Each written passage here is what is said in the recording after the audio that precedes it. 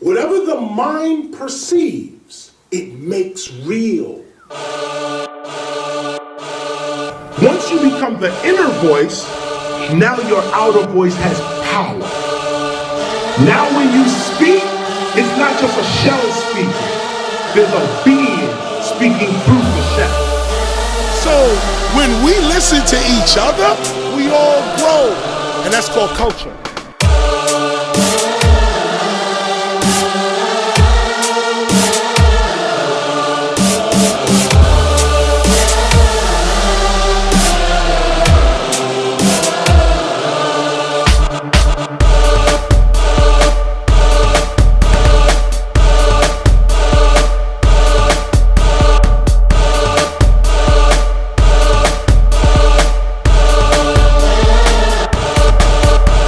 You were born a slave. You're a slave to yourself.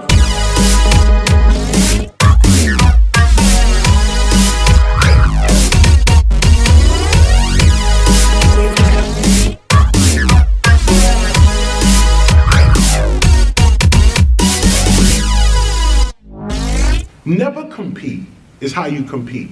Psyche of sound.